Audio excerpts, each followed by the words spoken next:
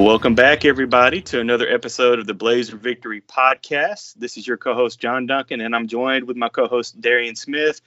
Guys, we have UAB football officially starting fall camp today when you're listening to this episode, August the 1st.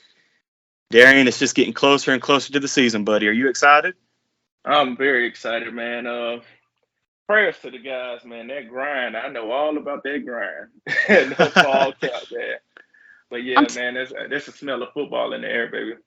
I'm telling you, man. Well, we can go ahead and jump in that right quick. Can you kind of talk about kind of the grind of fall camp and what exactly like the guys go through during this fall camp? Of course, man. So the grind of fall camp is different.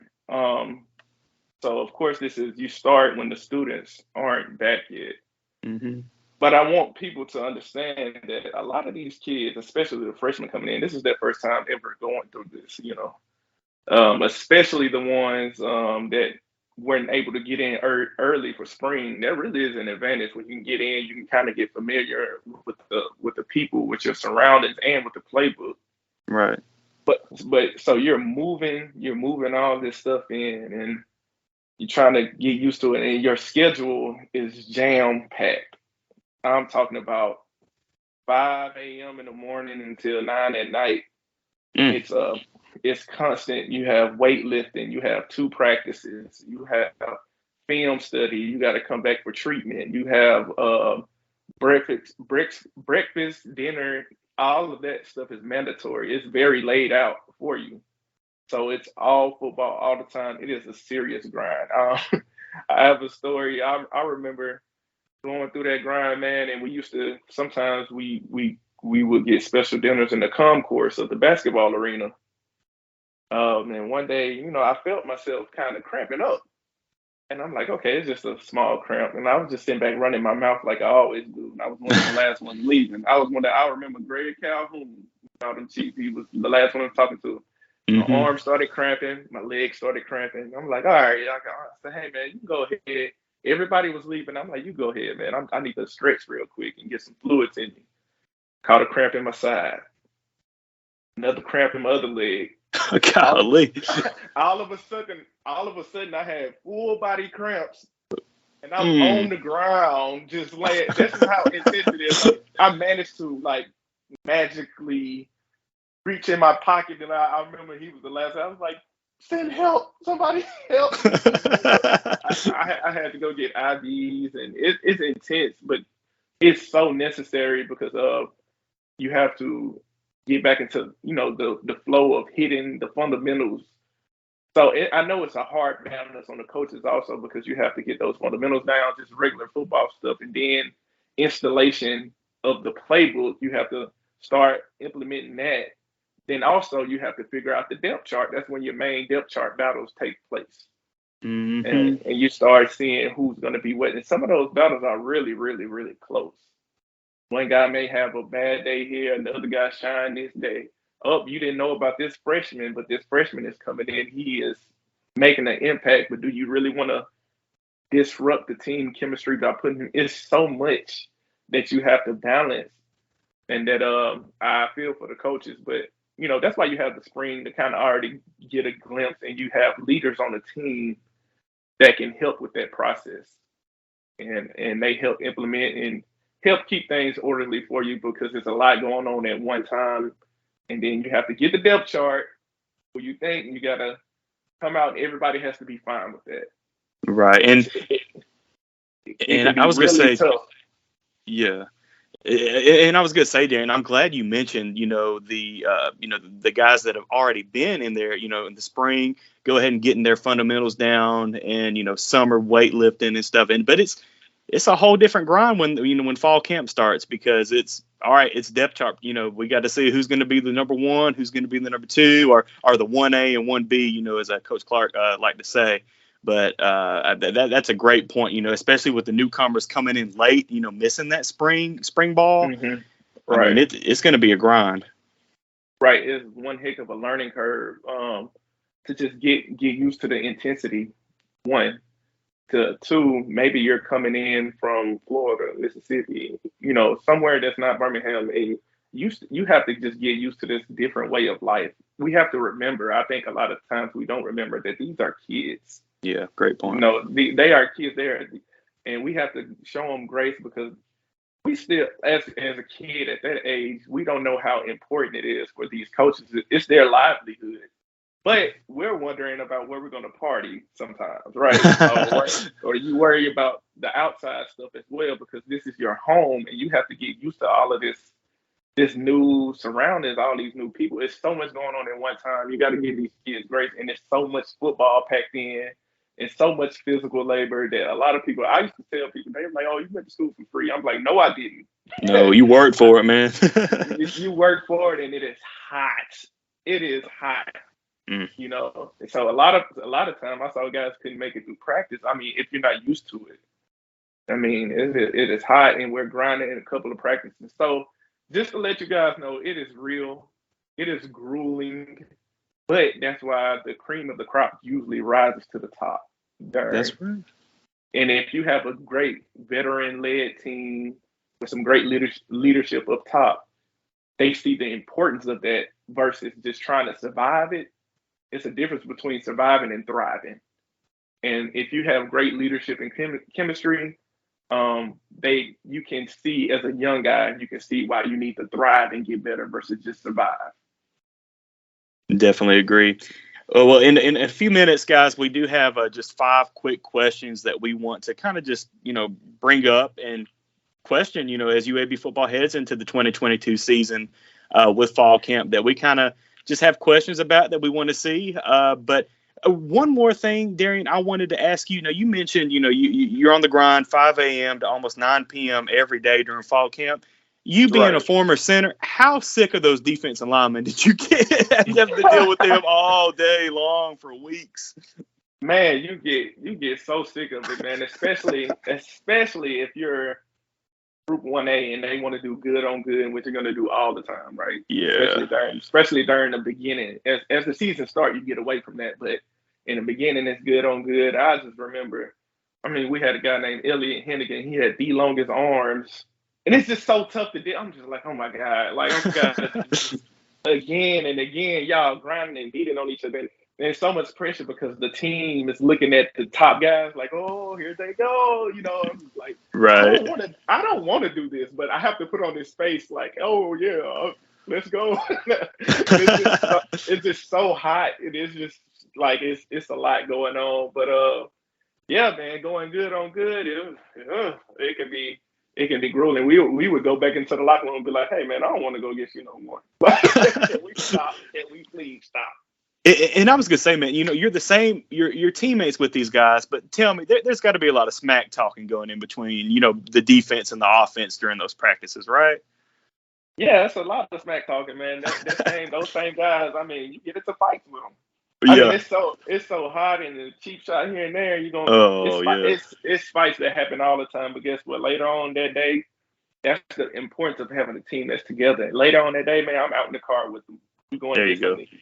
We spend the time playing video games with each other. So it's all about. I love seeing, and we'll get into it. Seeing Vincent saying that we're gonna see the team play together and see a team that really love each other.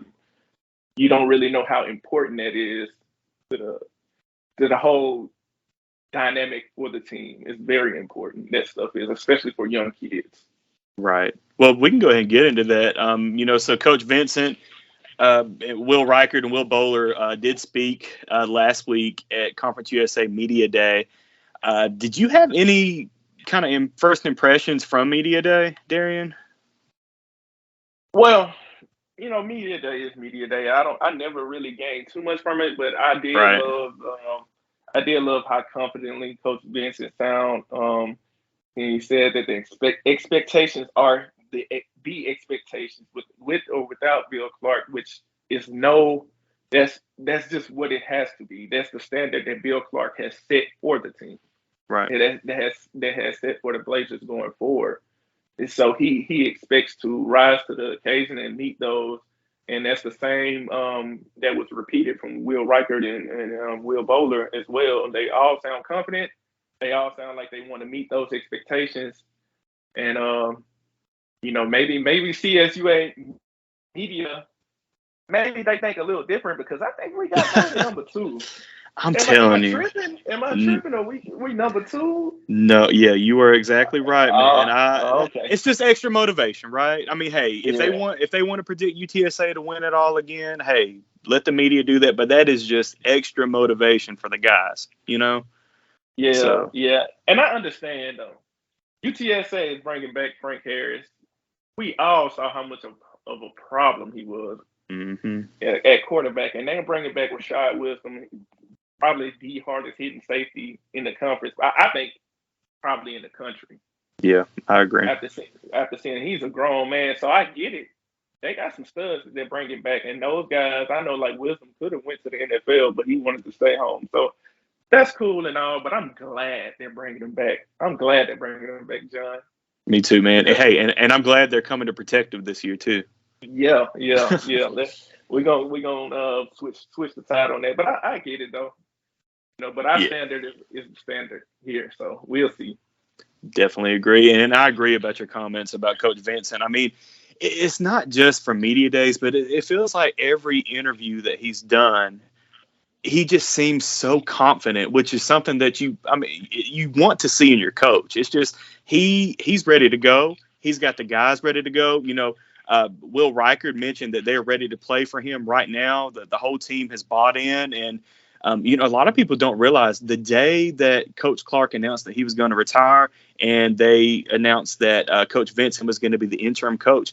Coach Vincent right away, even though he's the offensive coordinator, went and met with every single player on the defensive side of the ball just to meet them. Because when you're offensive coordinator, obviously your guys are going to be on offense, and you know sort of about the guys on defense, but you don't Right. know the guys on defense. But he took the time to go ahead and meet with every single player on defense, and it seems like the team's bought in, man. Just from social media, interactions from the players. You see, in these interviews, everybody just seems ready to roll, and it's a business trip. Each week and week out, these guys seem that they're ready to bring it this year, and it's just got me really excited about the season. Not that I already was, but after watching this media day, like I was ready to roll. Like I'm so excited.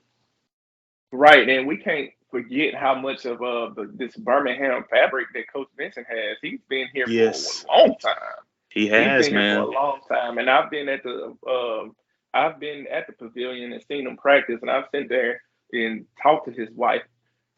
She has a lot of football knowledge, one. But I have sat there and talked to them and gotten to know them, and they are all Birmingham. They've been here for a while, and hmm I mentioned how these guys are teenagers and kids, and with that you have the importance of continuity and stability. That's super important. I think with this hire that they keep that on the team is so important for us. So I'm excited as well, just seeing how bought in they are, how happy and excited they were. I'm like, well, this is showing us something, Hey, right? you're right. And hey, he's trying to get that interim label off. He wants to be the permanent guy going forward. And hey, it's a great opportunity this year. Yeah, this will be the best year to show it. Yes. Well, UAB did make an official announcement, Darian, about the offensive coordinator position just this past week as well, where they promoted analyst Darren Henshaw as the new offensive coordinator. And, we'll talk about him just a little bit. We don't want to talk a whole lot about him because we'll go a little deep dive into him in the offense next week when we drop our offensive preview for the season. But Darian, this guy's been around, man. He's been to a lot of different schools and a lot of good offenses, and I'm just excited to see what he does with this offense for the 2022 UAB football team. Right, he's seen a lot of offenses. Like hmm he has been around personnel. He's been very malleable enough to adapt to the personnel he has. He was at UCF as an analyst. Then he was at Kentucky for 5 years. And then he was at Cincinnati under Tuberville. Then he was in Tennessee. He's been at Georgia Southern.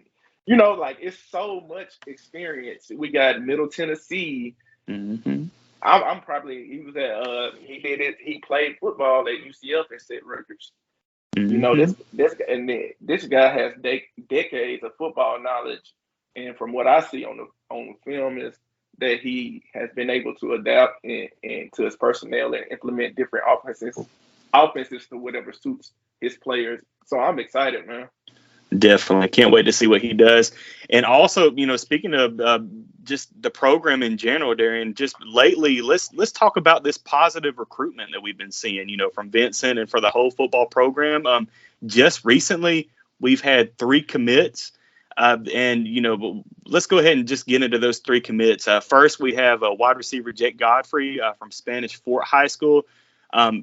This guy, and you were telling me, Darren, this was a guy that really just popped off at camp, right? Like he just, showed a lot of abilities, and he feels like it looks like he might be a really good slot guy for UAB. Yes, so I went and I looked at some of his film, and it seems like he had a lot of small school offers, but from what I know is about our recruitment, a lot of our guys are diamond in the rough. Yes. Let me remind you of a guy. He played running back for us. What's his name? Spencer. What do you call him? Well, what's that? He played at Mortimer Jordan, right? What was that guy's name? That big running back that set all kind of records. He didn't have an offer. He didn't. He was playing DN, and we came in and we offered him. I remember looking at his film and saying, "Why doesn't this guy have offers all around the nation?" Like I don't get it, but that's what we're known for. So. After seeing Godfrey's film, he was about 5'9", 175, 180, I believe. Slot guy, but he looks super explosive. I saw him lifting weights. Seems like a super hard worker, sturdy, explosive, shifty. Everything you want to see out of a slot guy. That was impressive to me. Definitely. And we also had 2 more commits recently. Chris Pearson from Orange Beach High School. I mean, Darren, this is a guy, look, he had some really, really good offers, but chose UAB over UCF, Minnesota, SMU, Coastal Carolina, and Memphis. I mean, this is a big get for UAB and Coach Vincent. Big time. I think with that signing, I remember years back, this would have been like headlines for us. Yes. This would have been headlines, just like was that TJ and his brother, they were headlines for us, TJ3. Johnston brothers, yeah. The Johnston brothers were headlines. Like Pearson would have been a big headline for us. I mean, big physical safety. All of these offers, and he chose UAB. And not only did he choose you, he chose us early. It's early on. It wasn't like late. He wanted to commit early. So down there on the coast, I believe he's another guy on the coast, right? He is from Orange Beach, yeah. Right, along with Bracy. Yeah, why don't you go ahead and get into Bracy and tell the listeners about Bracy? He's a guy from same place that Skull Jermaine Brown is from, St. Paul. So I forgot Skull was from St. Paul's. Yeah, I forgot that. Yes. So obviously we have a pipeline, and I know that Vincent did a lot of coaching down there. So I know that he has a pipeline there, and Bracy committed early. Bracy is another guy that had group of 5 type offers, type of guy, 3-star on Rivals, cornerback. Yeah, Kentucky offered him too. Oh, I didn't even see that one. Yeah. Film looked good. It looked like a guy that's going to get offers as time goes on, but he was the first one, if I'm not mistaken, to commit. He did that earlier on. Yeah. I mean, it's just so much positive momentum. And then I also think we need to be on the lookout tomorrow. Yes. It looked like we had a guy. I'm not going to even say because he's not even committed yet. Well, you know what? I will. Emmanuel Waller was at Oak Mountain, right? That's right. He decommitted from BYU. Yeah. Oh, from where? From Brigham Young University. Oh, that same team that we. That's the team we whooped up on, right? Yeah. Okay. Sorry, BYU, man. It was just a little couple jabs, but yeah, man. I just overall, and then I'm seeing so many other guys, so many players that are highly touted, and a lot of schools are out there. I'm seeing a lot of them visited, and they must have had an official visit weekend, but a lot of them are posting about it, and they seem positive. So the thing I want to point out is that this is happening under Vincent, and it's cool to see that continue going. It's cool to see that. That's one thing that kind of worried me was how would recruiting go when Bill Clark stepped down, and to see these players that's being brought in already, the caliber of players that are considering, that's so important to the fabric of this team, man. Definitely. And I mean, you just mentioned that, but it's just so good to see so much, positive things going on in regards to recruiting. And you just mentioned it, Darren. A lot of these guys that are making official visits or that are visiting, I mean, a lot of these guys have P5 offers and really, really good offers, but you see them, we're getting them on the South Side. We're getting them to take a look, kind of see what's going on down here in Birmingham. And from the reaction on Twitter from a lot of these guys is positive. They seem to be enjoying themselves. Like you see, even current players that are either committed or are already on the team. They're recruiting the guys like, hey, why don't you come join us and win some rings? I mean, it's just really exciting times right now for UAB. And you just mentioned, this is under Vincent right now, so we're already starting to see, Vincent saying that, hey, we're trying to elevate this team. Coach Clark set the standard, and we're going to try to, obviously meet that, not just meet that standard, but try to elevate it and kind of take that next level. So this is really exciting times for UAB, I think. Right. And I think it'll even be more excitement when we see seeing the experience and everything that Henshaw has seen, and then going back in his profile, seeing that he was a top recruiter back when he was with Tennessee, when he was the recruiting coordinator. And I know he's been all around, and so he has roots in different places. I think he's from Florida. But just seeing that, I think, and then seeing that the offense may be able to open up more under him, I think it won't do anything but attract more high caliber recruits here. Definitely agree with you, Darian. Well, let's go ahead and get into those 5 questions that we just kind of want to pose and talk about just briefly as fall camp is officially starting for UAB football. And that first question that, we just mentioned is, what will the offense look like this year, under Henshaw, under Vincent? Will play calling open up a little more, or are we, I guess we both agree that we hope so, or I guess right. the other side, will it stay the same? So let's just talk about that a little bit. Darian, what are your thoughts on that? So, I know we'll probably do a deeper dive into it when we talk about the offense. But my understanding, what I'm thinking is, I think we're going to see way more balance because we have good quarterbacks, we have good receivers that have stayed over like Shropshire, and we have guys that came into the program, and then we have we have an experienced line. Even though we lost some key pieces in like Kobe Ragland, we still have like Sidney Wells and those guys, Kadeem Telford coming back. We have so many of those type of guys coming back on the line. But man, we got so many running backs. So we got a lot of running backs. There's so many mouths to feed. It's to the point that I believe he was somewhat hurt last year. I forgot we had Lee Witherspoon. Yeah, see, he got hurt before the season even started, unfortunately. But he's back healthy this year, so he should be ready to roll. Yes, so we have Lee back. But then we also have, of course, we have Devo, and we have Skull. Then I'm looking at the film on Zeus Perryman. Man, he looked good. That spring game, man, he looked good. Yes. Yeah, he looks like a beast. I mean, he is stocky, built like a train. And then, hey, you got Coach talking about AJ Gates, the transfer from Alabama who played at, I believe, Mountain Brook. Like, he's starting to turn some heads. So you've got, what is that, 4 or 5 guys? I mean, 5 running backs. Yeah.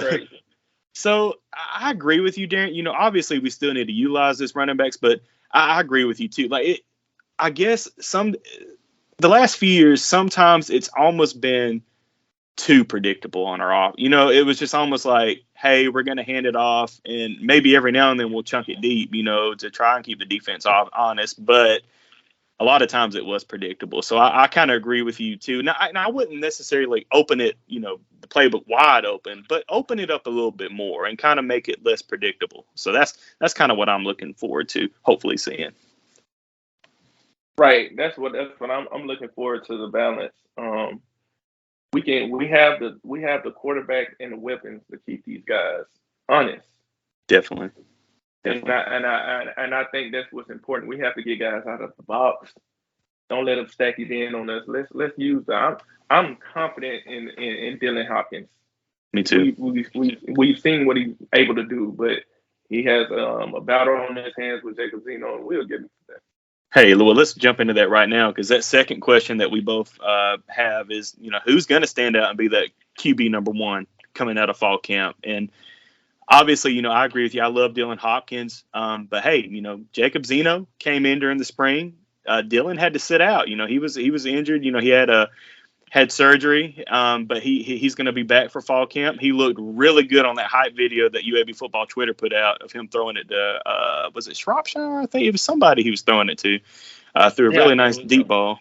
But hey, man, Zeno, I mean, this is a, P5 transfer coming in. He looked really good in the spring from what I hear. They didn't show a whole lot during the spring game, obviously, but from all the reports that I had from multiple people said that this dude can spin the ball. So I'm excited to see, that battle between Dylan Hopkins and Jacob Zeno. And not only that, Darren, but behind them, you've got Bryson Lucero, Damon Stewart, Dylan Marotra. I mean, you really got a loaded quarterback room this season. Very loaded. So you feel confident and injuries are part of the game. But you feel confident if something happens that we have guys that can come in and keep up the status quo there. This is probably gonna be the closest and toughest battle, I believe, on the team. I feel like after watching film of those guys, and we'll get into it more, but they play so similar. They do. They both can spin it.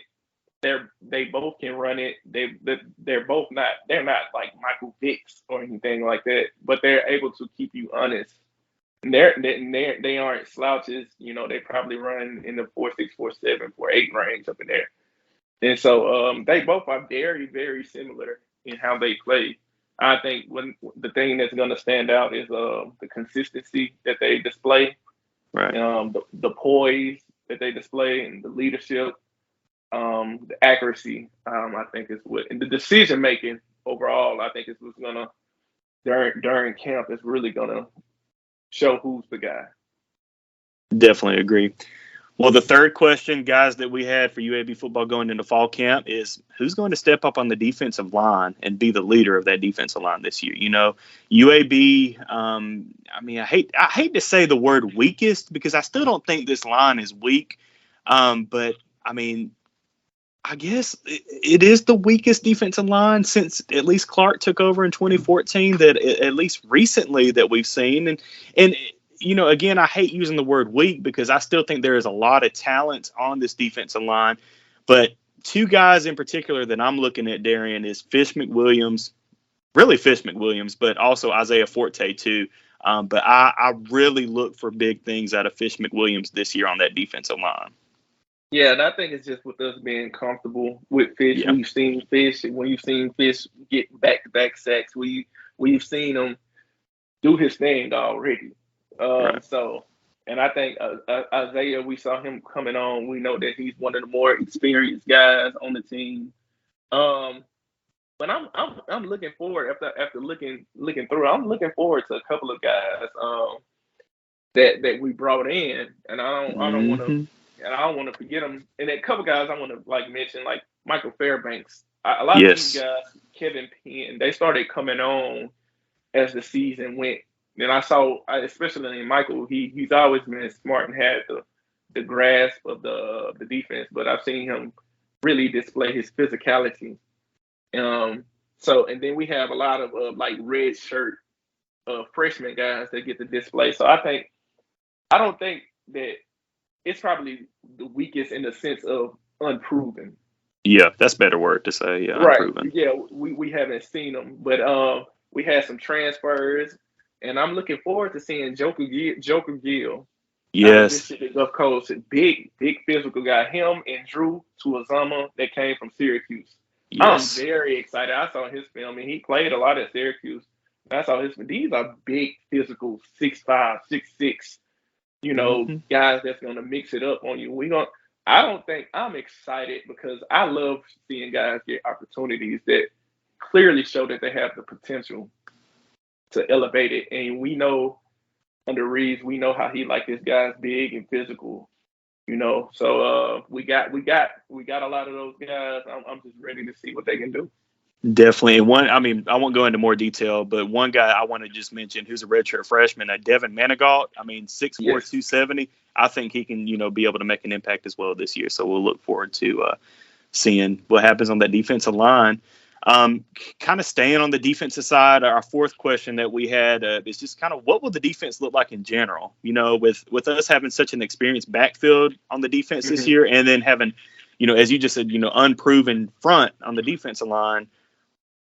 I mean, what do you think we'll see? Like, I mean, does Reeves, keep it like he has been? Maybe just show multiple, different formations, or does he kind of blitz more? Or what do you think might happen? I think that with the experience that we have back there, the guys we got, guys that show that they can perform at a high level with Sterling Thomas and Mac McWilliams and C.D. Daniels and Will Bowler and Grayson Cash. Like, all of these guys are experienced. They've been through it. I can keep on naming up the backfield. So, I mean, we have so much confidence that they can hold up. Mm-hmm. In theory, right? That they can hold up on their own in coverages or with just one safety over the top. That if we need help to like get pressure, that we can do that. But I almost forgot. We got guys like Kelly Sanders coming back. We got Tyler Taylor. We have Tyler Taylor coming back. What about the Alabama transfer, Jackson Bratton? Then you got Kyle Harrell, yeah. And you got Kyle Harrell. We had another transfer in Renard Ellis from Georgia Southern, yeah. Yeah, we got Deshaun Oliver. And I actually think we might move Tyler Taylor down on the end. That's just yeah, it would be more natural, I think, to put him at the end. I think. Me too. So, and then we got guys that like Jalen Mayala. Let's say his name right. From Indiana, yeah. From Indiana. So we have a lot of big physical. I want to stress that we got a lot of 6'5", 6'6", 250, 260, 70 guys that I'm wondering. My question is, how much of a beat are we really going to miss? Good point. I know we're losing experience on that D line. That's hard to replace, but I'm pretty confident because this is what we do. Like, we've been doing that a lot under Clark. I think we can do it under Vincent. We have the same prototype of guys. We get them in there, we get them coached up, we get them trained up, and we got them lifting, and they understand the scheme. They get a year or two under them, and next thing you know, we see a new guy that's getting on all CUSA honors lists.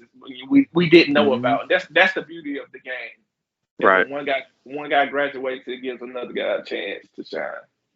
Definitely. Well, we've got one more final question that we had. The fifth question is, with Hayden Pittman and Garrett Prince gone, who's going to be the new go-to tight end? And I guess along with that too, is the tight end still going to be utilized the same way as it has in the past? Darren, do you want to start us off? Yeah, man. I was wondering, like, I'll let you go. I was wondering who you thought was going to be the guy, because I think it has to be. Yeah, it's got to be Terrell McDonald. I think it has to be. I mean, this is the guy that has the most experience. He's played a lot. Especially he played a lot last year. I think in my notes. Hold on, let me. Yeah, he played in over 12 games last year. So I mean, but you look after him. There's guys that have played a couple games, but I mean, he's just going to have to be that guy. If they're still going to want to utilize the tight end, which of course I think Vincent will, and Henshaw will. So I think it has to be McDonald. And he looked good in the spring game. They didn't do a whole lot. They threw it to him, I believe, the first play of the game, and he had a really good catch and had, like, I think a 10, 15-yard reception. But, I mean, he's going to have to be that guy. And you look past him, you've got Malik Bryant, you've got Dallas Payne, you've got a really good Brody Dalton, redshirt freshman from Fife High School in Fife, Alabama. But, I mean, I think it's got to be McDonald. Yeah, I guess this is where I'm a little bit more iffy, because I remember seeing McDonald, and McDonald seems like very professional type of guy. Mm-hmm. I just don't know if he has the same dynamic ability, in which I hope he gets. Yeah. That is my question as Hayden Pittman and Jerry Prince had, because they could make some spectacular, they could make some plays happen. And Terrell McDonald was used a lot in blocking. He was very physical, and I don't know if that's because of ability in a stack. You got two tight ends ahead of you already, or I don't you don't know which one is it, But I do know that I know Malik Bryant hasn't really been. He's been hurt some, Mm-hmm.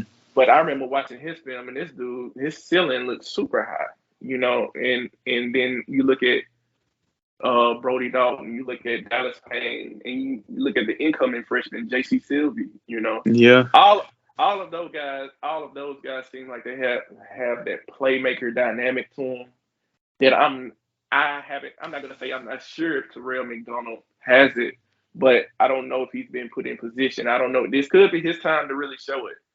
So I'm excited to see which one. I know we have some high ceiling guys. Yeah. So I'm excited to see which one of those guys are gonna rise to the forefront. And also too, man, I just think Pittman and Prince were that good. Like, I mean, they they were that good. They really were. Yes. So and then they both brought something different. I feel like Pittman could make those contested catches. Mm-hmm. And he knew where to sit down in zones. He had this great chemistry with both quarterbacks. And where Jerry Prince, man, the dude was fast. Hey, yeah, definitely. You give him the ball, man, he could take it. He was a threat every single time, and it's gonna hurt the offense to lose such a dynamic playmaker like that at the tight end position. But I think we have the ceiling raisers to, if they meet their potential, they can do that. And I'm excited to see if McDonald can. That's my question. Can he on him? And I've seen film on the other guys because McDonald came in as a linebacker. Yeah. And he switched over. But the other guys, if you look at their film, you look at Brody Dalton's film, you look at Malik Bryant's, you'll be like, oh my God, these guys, get them on the field now. Mm-hmm. Yeah, and Dallas Payne, I mean, that guy was like an all-conference guy for Northeast Community College. So I mean, he looks good. So right, he was a high flyer guy making contested catches. He didn't seem like a Jared Prince type. He seemed like I'm a just moss you type of guy. Right. So I'm excited, man. Yeah, I'll never forget, the Garrett Prince. I think it was the catch against North Texas early last season when he just took off. I said, "Dang, man, I didn't realize he was that fast." and you know what? All the reports afterwards, that's all you see. It's like, man, this dude is fast. That's all I've seen coming out of different camps and in bowl games. Was like, man, this dude can blow past you, man. Yeah, man. We got some real talent here on the South Side, man. Yes, and hey, bring in more talent too. The way things are going, we're going to bring some more talent in on the South Side. Yeah, thanks BYU. Yes, thank you, Brigham Young University.